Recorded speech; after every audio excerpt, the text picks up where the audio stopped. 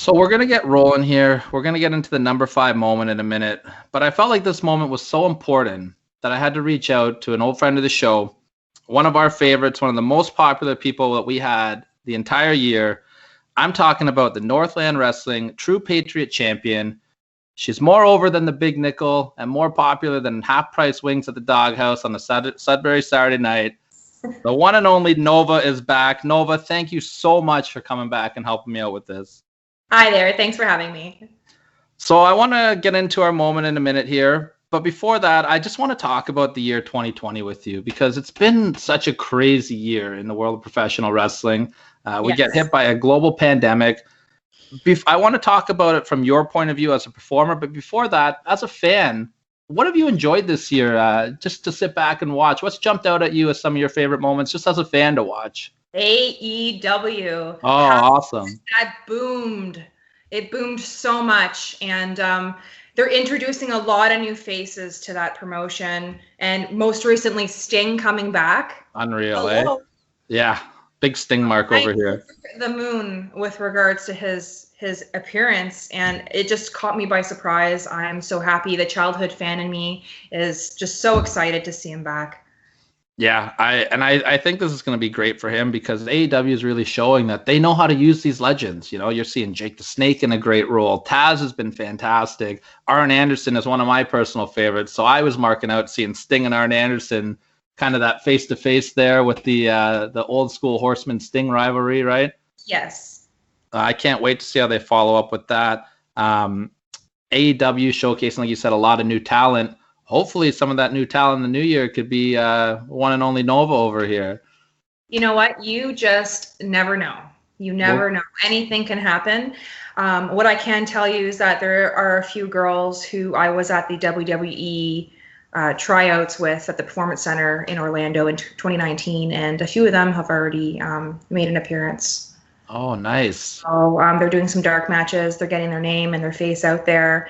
And there's some big things happening for them, I think, in 2021. So you just never know when you're going to see Nova. Absolutely. And well, speaking of seeing Nova, let's talk about you and your year in the year 2020.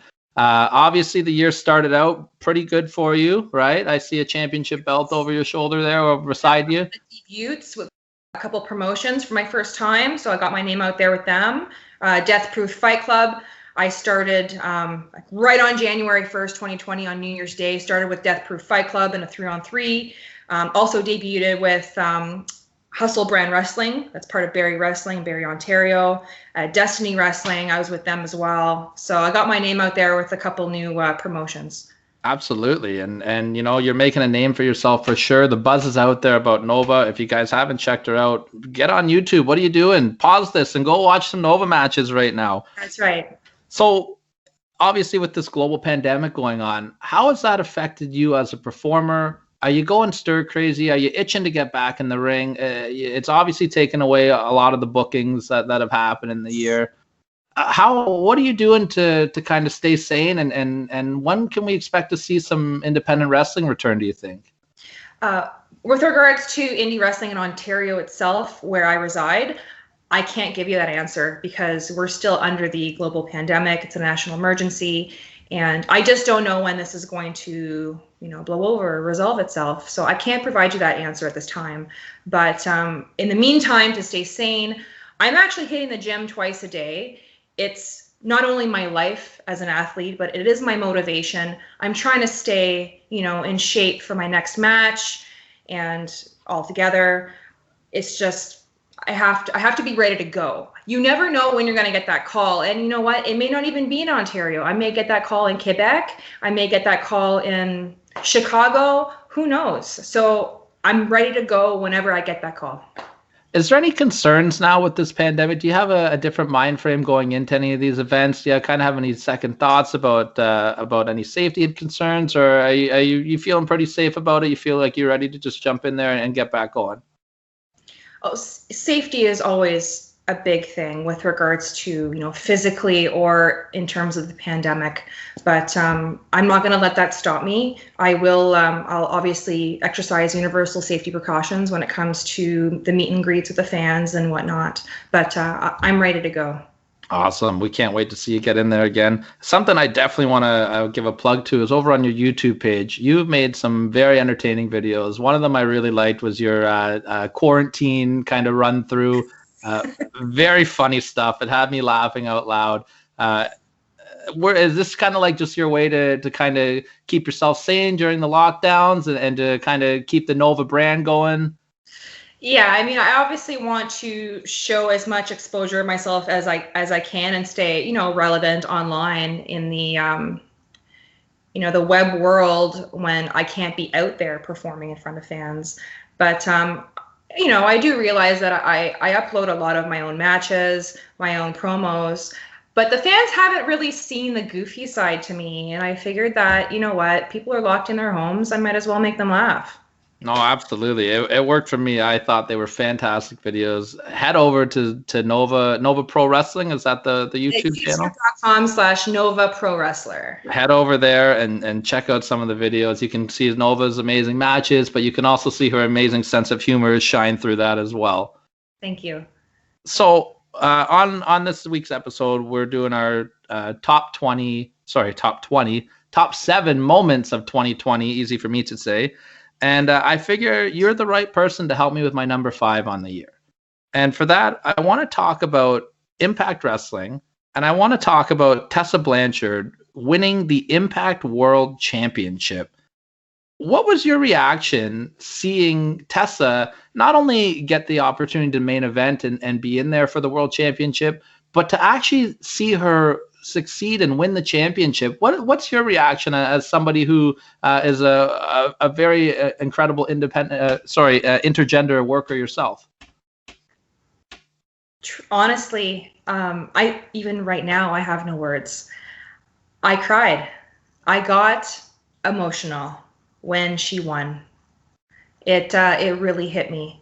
Not only for the women's revolution and female empowerment and all of that, but it just really hit me because I do try and model myself off of her. She's this beautiful dark-haired woman who is extremely in shape, can lift weight, hits the gym, and she's always been a role model for me. So for her to win that championship at Hard to Kill, it moved me. It really did. Well, and that's really well said there, Nova. Fantastic stuff there. And not only did she win the belt, but her and Sammy put on a hell of a match. The psychology behind it was genius. Tessa showed great fire, great fight in it. I like to know because you're someone who's done a few intergender matches yourself, right? What's the difference in going into putting together a match with a woman versus a man compared to a man versus a man or a woman versus a woman? What's the differences that you look at putting a match like that together? With regards to differences, I'm gonna respectfully say that a lot of it is the same. And whether I'm planning a match with men or women, it's no different. Women do it just as well, honestly. Absolutely. With regards to being in the match itself with a male, for me, there's a larger strength component to it where, all of this heavy weight I'm squatting in the gym, all this heavy weight I'm lifting in the gym, I have to use my maximum capacity with them, which is amazing. I can finally really test my strength when I'm in a match with a male. When I'm wrestling women, especially in Ontario, I'm actually one of the bigger women, so I'm already very tall compared to them. I'm already big in size compared to them. So a lot of them are smaller than me. When I'm going against a guy, now the strength really has to show. No, that's absolutely that, and that's a great way for you to get to showcase a different side, like you just said there, where you might not get to show that in some other instances. I want to talk about Impact Wrestling just a little bit, and I think that we should tip our cap to them for giving the spotlight to something that you're not seeing on the main stage. And you see a lot of promotions like PWG that are doing that stuff, but Impact is the first one with a real national exposure.